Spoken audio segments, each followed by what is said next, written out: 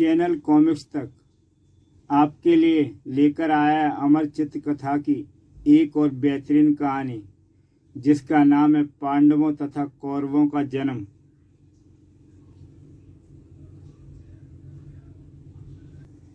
अपने पौरुष से अर्जित संपत्ति को कुरुवंश के गुरुजनों के बीच बांटकर आपके प्रतिमा पांडु अपनी पत्नियों कुंती और माद्री के साथ वनवास करने चले गए। वहां वे अपने अधिकांश समय मृग्या में व्यतीत करते थे। हिमालय की दक्षिणी ढाल पर साल वृक्षों के एक घने जंगल में उन्होंने बसेरा डाला। जगमगाता कवच पहने, चमचमाती अजय तलवार और धनुष्बाण लिए वे जंगल में उन्मुक्त विचरण करते थे। वनवासी उनका ऐसा मान करते थे जैसे स्वर्ग का कोई देवता उनके बीच रहने आया हो। एक दिन पांडु ने शिकार में अपनी हिरनी से प्रेम करते हुए एक हिरण को मार डाला। मरते हुए हिरण ने पांडु को श्राप दिया, जैसी क्षणों में तुमने मुझे मारा है, तुम्हारी मृत्यु भी वैसे ही क्षणों में होगी। कामना से भरकर जैसे ही तुम अपनी पत्नी को छुओगे, तुरंत मर जाओगे। मरते हुए हिरण का श्राप सुनकर विचलित और दुखी पांडु ने संसार त्यागने का निश्चय कर लिया। वे अपनी दोनों पत्नियों से बोले, मैं ब्रह्मचार्य व्रत का पालन करते हुए तपस्वियों सा जीवन जीऊंगा। मैं तुम्हारा और सब खंबियों का साथ छोड़ दूंगा और सिर मुड़ाकर हाथ में भिक्षा पात्र लिए घूमूंगा। तुम दोनों हस्तिनापुर जाकर मेरी माँ विदुर, भीष्म तथा सभी को यह समाचार दे दो।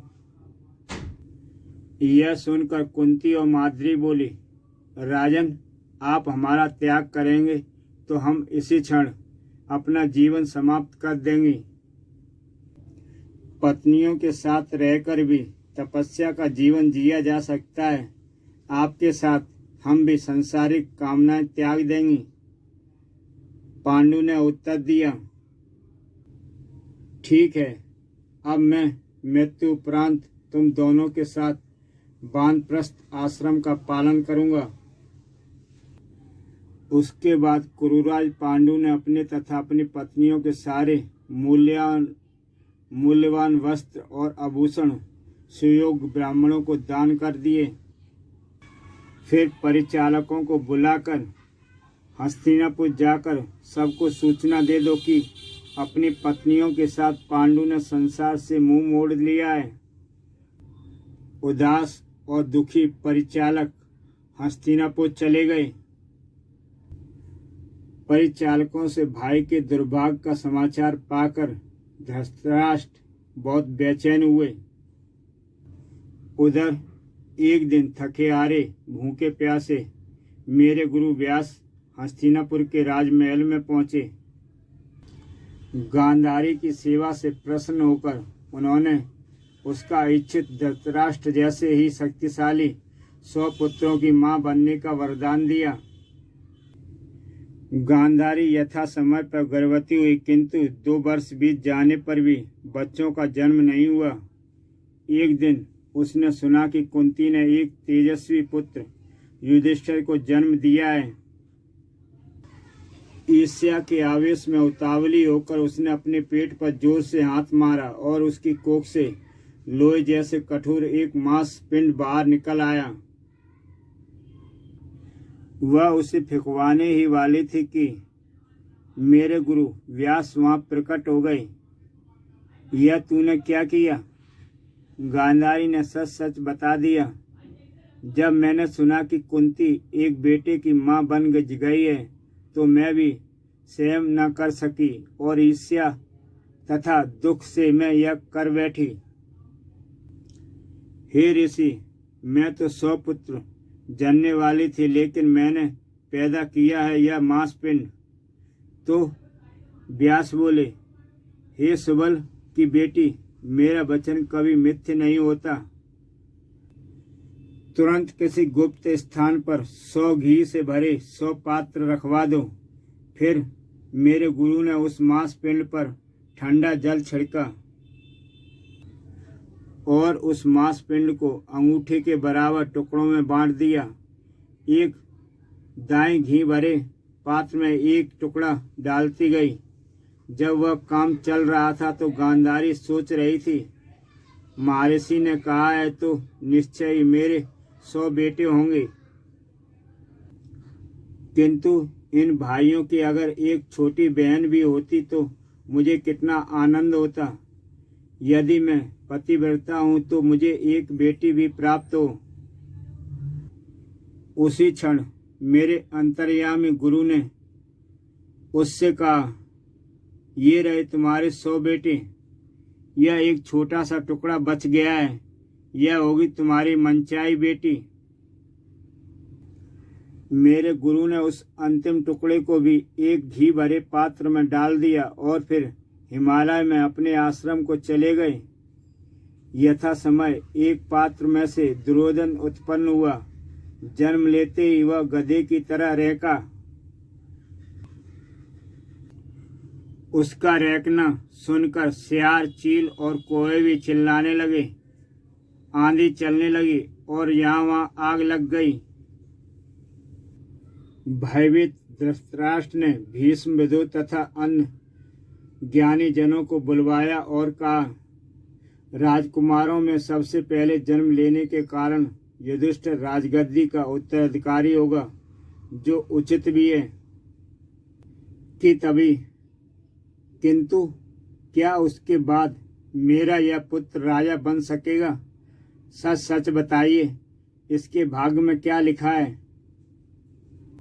धृतराष्ट्र यह कह ही रहे थे कि आकाश जंगली जानवरों की चित्कार से गूंज उठा।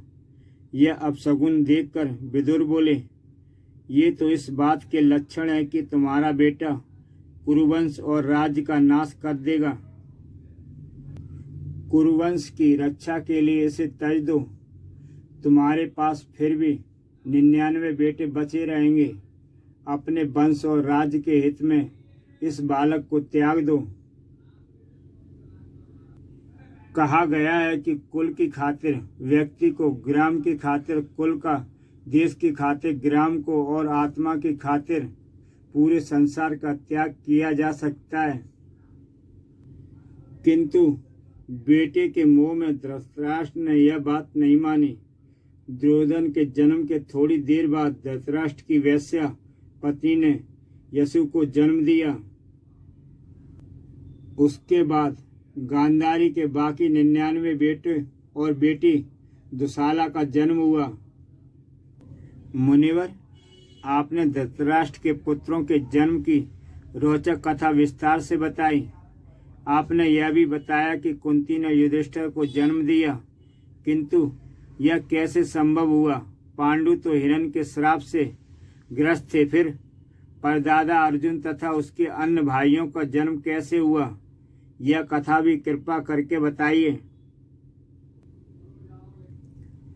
वह घटनाक्रम है कि सांसारिक बंधनों का त्याग कर पांडु अपनी पत्नियों के साथ पर्वतों को पार करते करते चैत्रथ राज्य के पार हिमालय पर गदमदन जा पहुँचे। गदमादन से आगे वे इंद्रयोन झील गए और वहां से पर्वतों को पार कर सतसरंग पर्वत श्रेणी पर पहुंचकर ठहर गए। सतसरंग के ऋषि मुनियों के बीच पांडु बड़े लोकप्रिय हो गए। एक बार वो लोग ब्रह्मलोक जाने लगे तो पांडु भी अपनी पत्नियों समेत उनके साथ जाने को उद्यत हुए।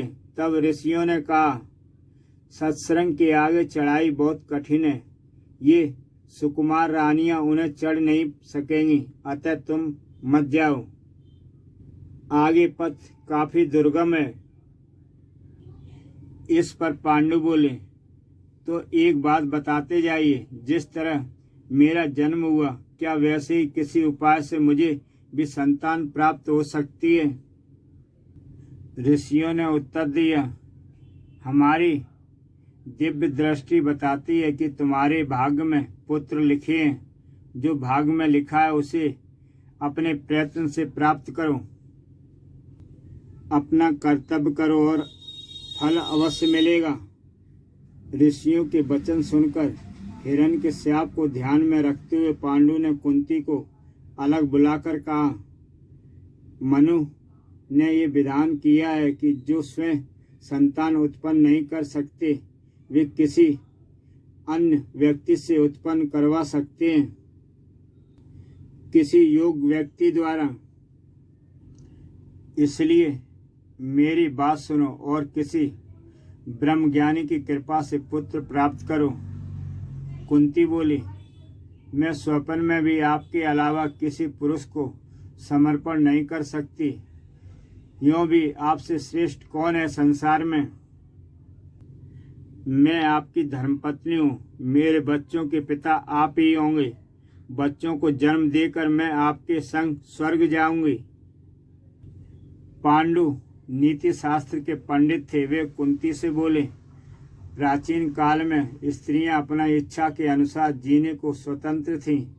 यह भी आवश्यक नहीं था कि वे एक पुरुष की पत्नी बनकर ही रहें। इसे पाप नहीं समझा जाता था। स्त्री के प्रति यह रवैया उचित भी है। स्त्रियों पर वर्तमान बंधन तो ऋषि उद्दालक के पुत्र श्वेतकेतु ने बालात लाद दिए। तुम तो जानती हो कुंती की हमारा कुरुवंश कृष्ण वैद्यान की कृपा से आगे बढ़ा है। इसलिए मैं जो कर रहा हूँ वह उचित है, तुम वैसा ही करो। तब कुंती ने दुर्वासा ऋषि के मिले मंत्र की बात पांडु को बताई और कहा, इस मंत्र की शक्ति से कोई भी देवता आकर हमें पुत्र देगा। बताइए मैं किस देवता को बुलाऊं? पांडु बोले, तुरंत धर्म को बुलाओ। वे स्वयं धर्म चरण के अधिष्ठा हैं। इससे हमारा यह कार्य सर्वतः निष्पाप रहेगा और उनसे उत्पन्न पुत्र गुरु वंश के सबसे बड़ा धर्मात्मा होगा। कुंती ने मंत्र जाप और मंत्र की शक्ति से खींचकर कुंती की इच्छा पूरी करने के लिए पुष्यात्मा धर्म उपस्थित हुए। उनकी कृपा से कुंती को एक पुत्र रत्न प्राप्त हुआ। पुत्र उत्पन्न होते ही आकाशवाणी हुई, पांडु के इस प्रथम पुत्र का नाम युधिष्ठिर होगा। यह राजा बनेगा और इसकी अडिग धर्मनिष्ठा और सच्चाई का डंका तीनों लोक में बजेगा। युधिष्ठिर के जन्म के बाद पांडु ने कुंती से कहा जाता है कि शारीरिक बल क्षत्रियों का सबसे बड़ा गुण होता है। इसलिए एक अत्यंत बलशाली पुत्र भी प्राप्त करो। तदनुसार कुंती ने वायु को बुलाया और महाशक्तिशाली वायु देवता बोले, हे कुंती, अपनी मनोकामना बताओ। लज्जा से मुस्कुराती हुई कुंती बोली, मुझे ऐसा बलशाली पुत्र दीजिए जो बड़ों से बड़े शक्तिशाली को गर्भ भी चूर चूर कर दे। इस प्रकार असीम शक्ति और अजय पराक्रम से युक्त भीम का जन्म हुआ। उसके जन्म के समय आकाशवाणी हुई, यह बालक बलवानों में श्रेष्ठ होगा। हे राजन, जन्म के तुरंत बाद एक दिन जब भीम कुंती को गोद में सो रहा था, बाघ की दहाड़ सुनकर कुंती चौंक पड़ी और बालक गोद से गिर पड़ा। भीम नीचे चट्टान पर जा गिरा। उसकी वज्र जैसी काया से टकराकर चट्टान टुकड़े टुकड़े हो गई। जिस दिन भीम जन्मा उसी दिन दुर्योधन का जन्म भी हुआ। भीम के जन्म के बाद पांडु सोचने लगे, ऐसा बेटा किससे प्राप्त करूं जो सारे संसार की प्रशंसा प्राप्त करे। भाग्य और पुरुषार्थ दोनों मिलकर दुनिया को चलाते हैं, किंतु समय पर प्रयत्न किया जाए तभी भाग्य भी मदद करता है। मेरे विचार से देवताओं में सर्वगुण संपन्न तो देवराज इंद्र ही हैं। मैं तपस्या करके उन्हें प्रसन्न करूंगा ताकि वे मुझे ऐसा पुत्र प्रदान करें जो सर्वश्रेष्ठ हो और युद्ध के मैदान में अपराजय हो। फिर देवराज इंद्र की प्रसन्न करने के लिए उन्होंने कुंती से 1 वर्ष तक व्रत करने को कहा। वे स्वयं भी भोर से सांझ तक एक पैर पर खड़े रहकर घोर तपस्या करने लगे। पर्याप्त समय बीत जाने पर इंद्र ने प्रकट होकर पांडु से कहा, मैं तुम्हें ऐसा पुत्र दूंगा जो पूर्ण आत्माओं का मित्र होगा और शत्रुओं का संहारक होगा। वह तीनों लोकों में प्रसिद्ध होगा। इस प्रकार अर्जुन का जन्म हुआ। तब पांडु कुंती से बोले, देवराज प्रसन्न हो गए हैं। शीघ्र ही तुम्हें ऐसा पुत्र प्राप्त होगा जो अति मानवीय गुणों से संपन्न होगा। वह भद्र, अत्यंत रूपवान तथा युद्ध में अपराजय होगा। अब तुम इंद्र को मंत्र शक्ति से बुलाकर क्षत्रिय कुल का तिलक रूप पुत्र प्राप्त करो। हे राजन, मंत्र शक्ति से खिंचे हुए इंद्र कुंती के समक्ष प्रकट हुए और इस प्रकार आपके पितामह अर्जुन का जन्म हुआ। जैसे ही बच्चा पैदा हुआ, कुंती को संबोधित करके एक दिव्य वाणी धरती और आकाश में गूंजी।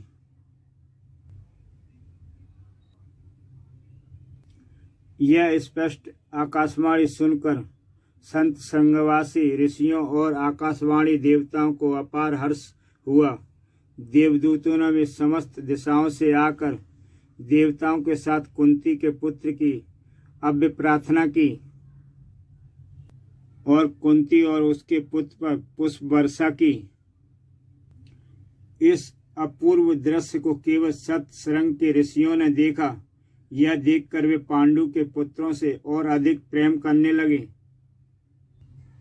पांडु अभी और पुत्र प्राप्त करना चाहते थे। इसी पर कुंती बोली, ज्ञानियों ने कहा है कि घोर विपत्ति में भी चौथी संतान नहीं उत्पन्न करनी चाहिए। आप तो शास्त्रों के ज्ञाता हैं, फिर संतान की लालसा से मुझे क्यों मार्गच्युत कर दिया है।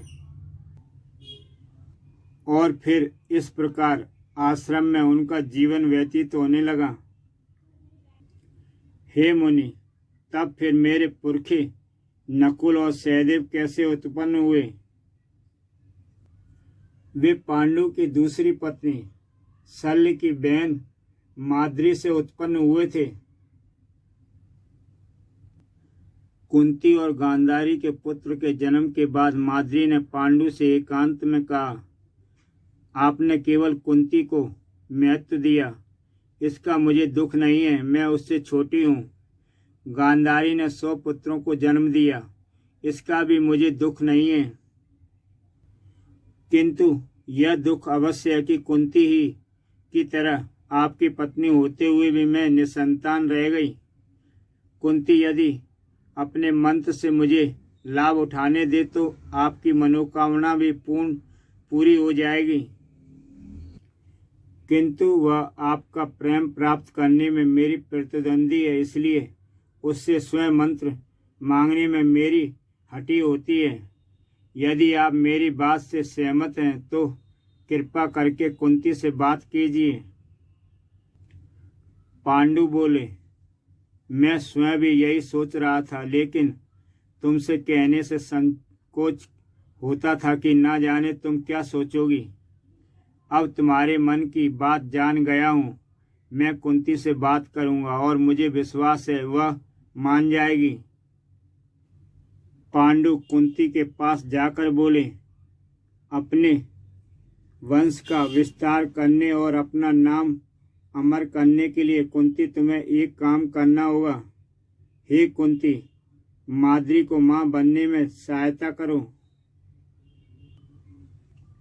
कुंती ने पांडु की प्रार्थना मान ली और यथा समय माद्री को जुड़वा देवता अश्वनी कुमारों से जुड़वा पुत्र नकुल और सहदेव प्राप्त हुए। उसका जन्म होते ही आकाशवाणी हुई, ओज और सौंदर्य में ये जुड़वा बच्चे अनुपम होंगे। उनके जन्म के बाद पांडु ने एक बार फिर माद्री की ओर से कुंती से अनुरोध किया। कुंती ने कहा। एक ही बार मंत्र का उपयोग करके उसने 2 पुत्र पा लिए। मैं भोली थी, मुझे तो सूझा ही नहीं कि जुड़वा देवताओं को बुलाने से जुड़वा पुत्र मिलेंगे। माद्री की चालाकी मुझे अच्छी नहीं लगी। अब मुझे और कुछ करने को मत कहिए। पांडु ने फिर कुछ नहीं कहा। तब सत्संग के ऋषियों ने विधि पूर्वक संस्कार करके बच्चों का नामकरण किया। युधिष्ठिर, भीम, अर्जुन, नकुल और सहदेव 5 बच्चों के नाम रखे। सत्संग के ऋषि मुनि बालकों को बड़ा होते और सिंहों जैसे पराक्रमी बनते देखकर प्रसन्न और विस्मित होते थे। स्वयं पांडु भी अपनी बलिष्ठ बाहों की छाया में पोषण पाते बच्चों को देखकर आनंद प्राप्त करते थे। एक दिन मधुमाती बसंत ऋतु में प्रसन्न मन पांडु फूलों से लदे जंगल में माद्री के साथ घूम रहे थे। उस मादक वातावरण में माद्री पांडु की अत्यंत कामनी लगी तो वे अपने को रोक नहीं पाए और हिरण के श्राप के शिकार हो गए। मृत पांडु से लिपटकर माद्री चित्कार कर उठी। उसका हाहाकार सुनकर कुंती तथा बच्चे दौड़ते हुए आए। उन्हें आते देख माद्री व्याकुल होकर चिल्लाई, बच्चों को वहीं छोड़ दो, तुम अकेली आओ। कुंती बच्चों को छोड़कर माद्री की तरफ भागी। सर्वनाश हो गया। पांडु का मृत शरीर माद्री के सामने पड़ा था और उसने माद्री से कहा, माद्री, कितने जतन से मैं इनकी रक्षा करती आ रही थी, वे हिरण के श्राप की बात भूल कैसे गए। हाय माद्री, तुम्हें उन्हें सावधान करना चाहिए था। ऐसे एकांत में उन्हें मोहित क्यों किया। श्राप की याद उनके मन में सदैव मंडराती रहती थी, पर आज वे अपना आपा कैसे खो बैठे। माद्री बोली, पूज्य दीदी, होनी के आगे मेरा सारा रोकना बरजाना व्यर्थ है। कुंती ने कहा। कुंती ने माद्री से कहा, माद्री, तू मुझसे अधिक भाग्यशाली रही। हमारे पति के मुख पर आनंद की अंतिम चमक तू ही देख सकी, किंतु उनके साथ अब मैं भी परलोक जाऊंगी। बड़ी होने के नाते यह मेरा अधिकार है। उठो माद्री, अब बच्चों को तुम संभालो। माद्री ने उत्तर दिया, पूज्य दीदी, मैं जानती हूँ कि तुम्हारे बाद मैं तुम्हारे बच्चों को अपने बच्चों की तरह न पाल सकूंगी, किंतु कुंती, मैं जानती हूँ कि तुम सब बच्चों को एक जैसा दुलार दे पाओगी। मेरे शरीर के आकर्षण से ही राजा की मृत्यु हुई, इसलिए उनके साथ चिता पर मेरा शरीर ही जलना चाहिए। इन शब्दों के साथ ही माद्री ने अपने पति की चिता में प्रवेश किया। सत्संग के ऋषियों ने पांडु के स्वर्गरोहण के बाद आपस में विचार विमर्श किया। परम प्रतापी राजा पांडु ने यहाँ हमारे बीच तापसी जीवन बिताया था। उनकी पत्नी और बच्चों को उनके राज्य में पहुंचाना हमारा कर्तव्य है। तब पांडु और माद्री की अस्थियां तथा कुंती और बालकों को भीष्म एवं धृतराष्ट्र को सौंपने के लिए ऋषियों ने हस्तिनापुर की ओर प्रस्थान किया। और इस प्रकार व्यासमयपन द्वारा सुनाए गए व्यास रचित अमर इतिहास महाभारत का हमारे प्रस्तुतिकरण का अंत हुआ। इसी के साथ दोस्तों ये कहानी समाप्त होती है। ये कहानी आप देख रहे हैं चैनल कॉमिक्स तक पर, और ऐसी बेहतरीन कहानियाँ देखते रहिए चैनल कॉमिक्स तक पर। जहाँ पर मिलेंगी आपको एक से बढ़कर एक बेहतरीन कहानी। तो फिर मिलते हैं एक नई कहानी के साथ।